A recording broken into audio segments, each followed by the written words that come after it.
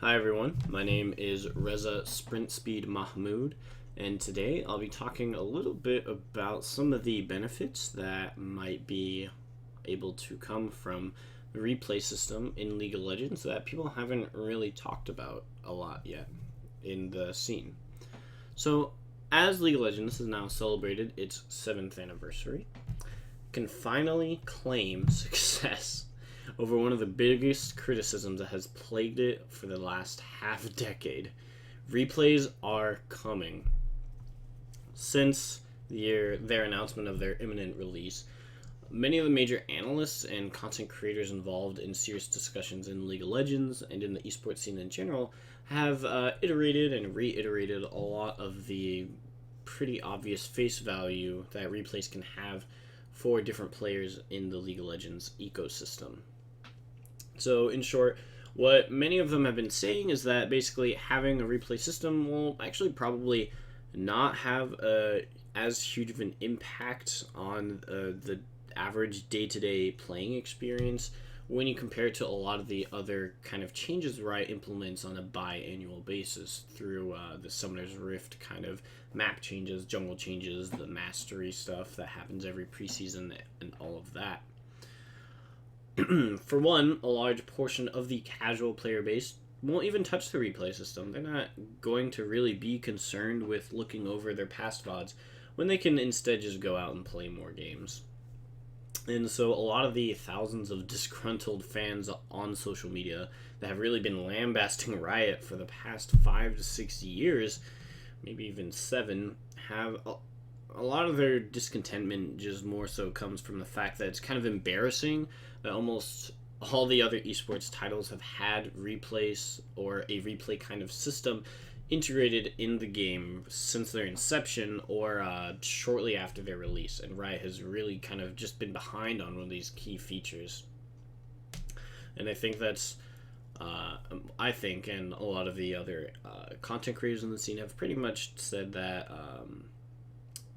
there's probably not going to be a huge interest for like a lot of the casual player base to really meticulously spend hours reviewing their VODs on a weekly or daily even basis.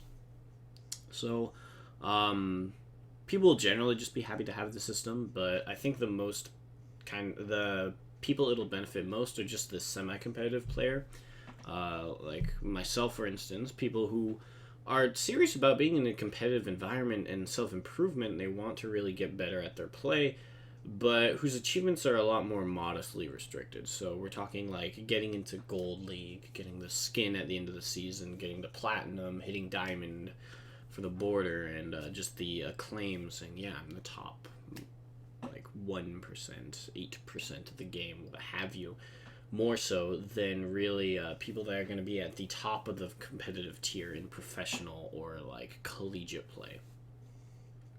So to expand a little more on this, TSM coach Weldon Green and the ex-pro current journalist Scara have kind of mentioned in some of their content that for most pros that want to like review their play on a daily basis or weekly basis have already found a way to record their games. They use third-party systems, and so basically having a replay through Riot, it'll probably increase the security of the replays a little bit, because then you don't have to kind of have different accounts and rely on other things where VODs could get leaked and so forth.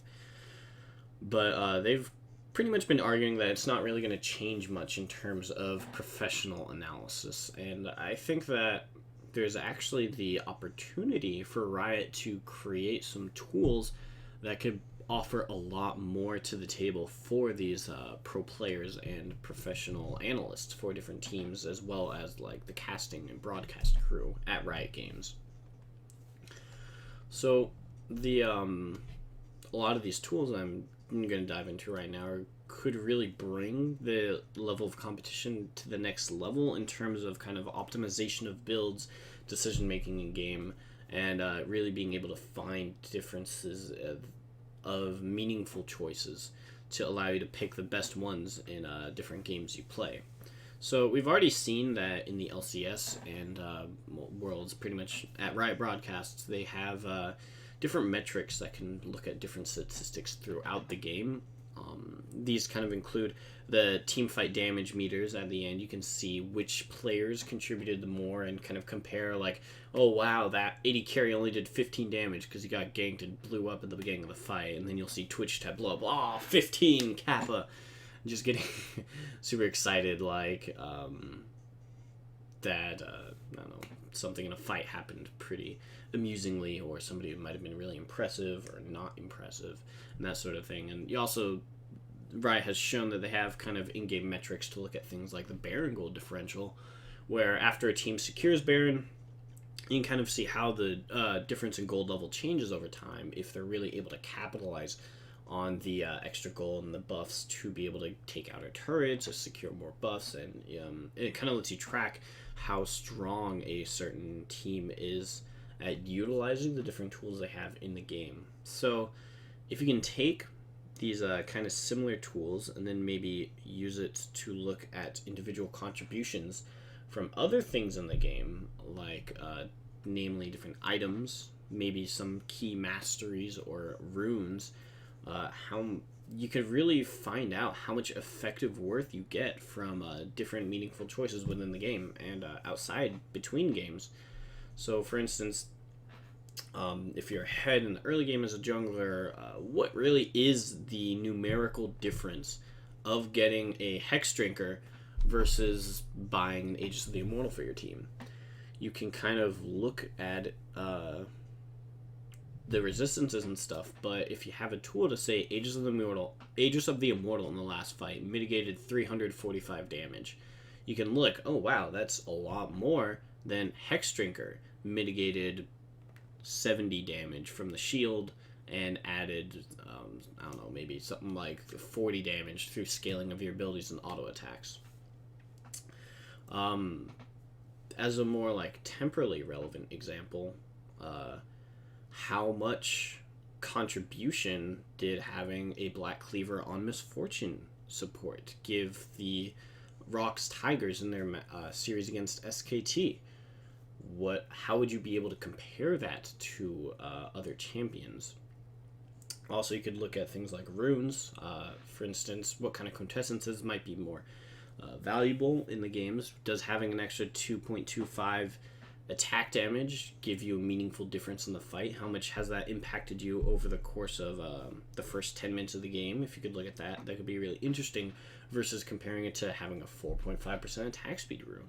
Which one is really eking out an advantage, or are the advantages changing? Obviously, having flat AD might be more useful in the early game, but as you get in the late game, having the attack speed on top of your exorbitantly large amounts of AD could really be beneficial to see just where that breaking point is. So, especially being able to kind of port these potential tools into the upcoming sandbox mode they're creating. Riot's calling it sandbox or practice mode, but it is essentially just a sandbox mode. If you could be able to use these kind of tools in that setting, that could provide even more competitive depth to the game than we already have, bringing it pretty much to a level that no esport has even really dreamed of being able to get so far. So, earlier we saw the introduction of the so-called Korean AD carry build, where instead of going for the traditional Infinity Edge into 2 crit items, people would just rush the Black Cleaver Yumus, and you could get that really early armor penetration, get that early active on the Yumus, and also essentially just being able to get there faster because it was cheaper to get. At what point does having that that Korean AD carry build with the 2 item the early power spikes, how does that relate to building in a more traditional style? At what point does the traditional AD carry build actually surpass the other one in terms of damage throughout a team fight? Because it does eventually surpass the old AD carry build with the Infinity Edge, and the very expensive items are actually more effective late game than building the Yumus and the Black Cleaver. But what kind of fights, or when are the fights different in that sense? As in, like, at what point does it make a difference in the fights? To explain that a little better. Um, does it provide the difference in securing a dragon, early dragons, or something like that? And you can go the Zyrene route of kind of analyzing these different concepts, where you look at every single champion modifier, every single bonus AD, quintessences, masteries, anything like the armor on the enemy team, different things like auras and stuff that can impact it. But once you start including multiple champions and other things that affect multiple enemies, those kinds of calculations can really easily just kind of compound into a huge mountain that's just too foreboding or a little too complex for any analyst to really want to dive into when they have a lot of other things on their table that they need to address. So going back to that Misfortune example, you can look at how effective was Misfortune in the fight at 30 minutes. Okay, well, you can use that damage chart that Riot Games has used in the past, where you look at the damage throughout the team fight, but you can kind of compare that to maybe other long-range harass picks that you could really easily replace Misfortune with in a more holistic sense, not counting for the individual tiny nuances that make it good in a Zyra matchup, but things like Vel'Koz, for instance, would be a really long-range support that would add a lot of contribution to a team fight. But, and if you say, oh look, Vel'Koz has a higher DPS number, I guess that's better in terms of damage dealt. But are you really able to look at how bullet time with the armor shred on the Black Cleaver is really impacting every single iteration of how the different champions on both teams are interacting? Maybe you shredded enough damage on the enemy Lee Sin so that your Ashe AD carry can just eke out that last auto attack to get the kill halfway through the fight, securing the Baron and then winning the game. That's not really something that you can feasibly do just by kind of looking at the numbers and doing everything in a pencil and paper sort of manner. Or it's possible, and it might be worth it for things like looking at a Korean AD carry build where it's one decision that you want to make that'll impact your playstyle and your build choice for the next like 2-3 months.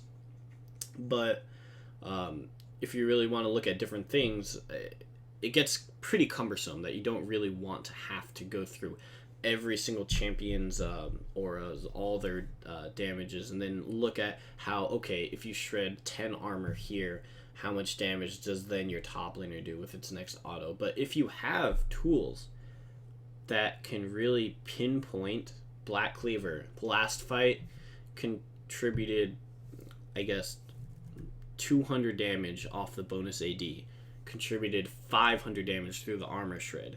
That would really give you an easy way to effectively compare different kinds of builds to decide between which ones might be the most optimal. And that could allow you to find really niche builds or niche counters that you might not otherwise be able to find.